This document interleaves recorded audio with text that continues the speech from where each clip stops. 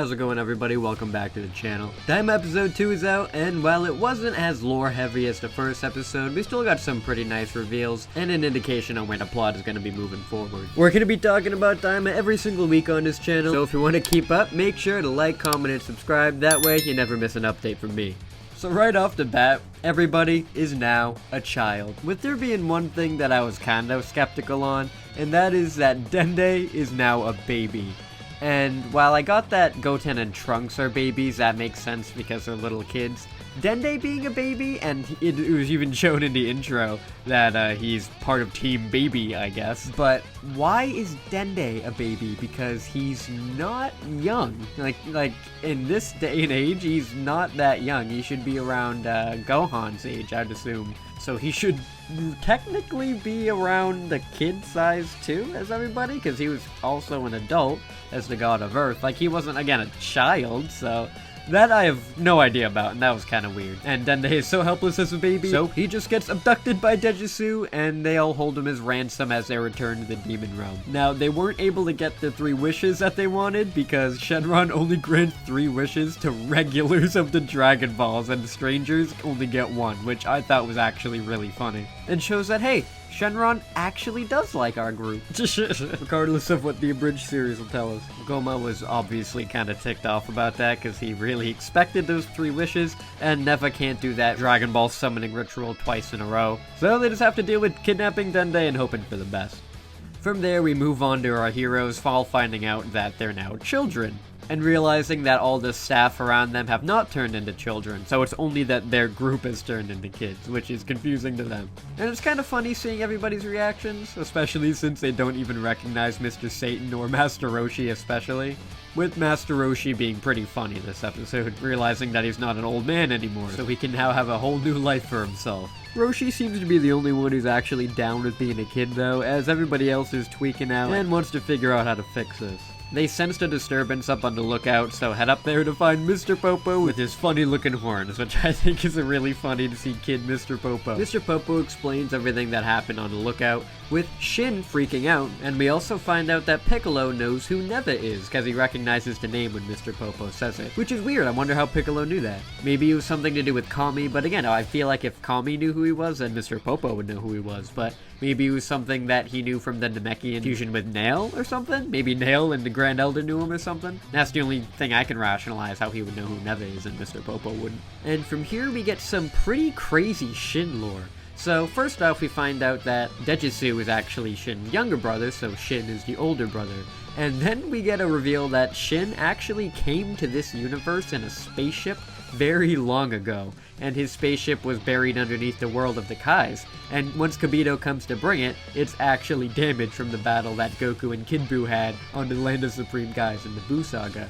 So, Shin came to this universe so many millennia ago in a spaceship, and with Shin's brother and sister from the Demon Realm, I'm pretty sure that means that Shin came to this universe from the Demon Realm. So Shin is actually originally a Makaio Shin, or an evil Supreme Kai, but I guess he just decided to turn against his brethren and become a good Supreme Kai, which didn't end up very good for him because all of his other brethren got slaughtered by Majin Buu. So with Shin's spaceship broken, they can't return to the Demon Realm, but thankfully Bulma gets right to work and starts fixing it. And she starts fucking around with Kibito's Kai too, telling him to go get him takeout and shit, which gets him pretty pissed off. But Goku just cuts him off so he doesn't really get to speak up for himself, which I thought was pretty funny. It takes a couple days for Bulma to fix the ship, so the others are just trying to accustom to their new bodies, with Goku not able to get the distances with his punches right as his limbs are so much shorter now. So to try to rectify that, he decides to go back to the olden days and goes back to Master Korn and asks for the power pole as he remembers leaving it here. But Korn says that since nobody used a power pole to go to Kami's lookout anymore, he gave it back to Master Roshi, and Master Roshi just uses it for laundry. So Goku grabs his power pole back from Roshi, and shows off even fucking with Piccolo of all people, which I think is pretty funny because Goku bullied King Piccolo with the power pole, so this is definitely just him fucking with Piccolo here.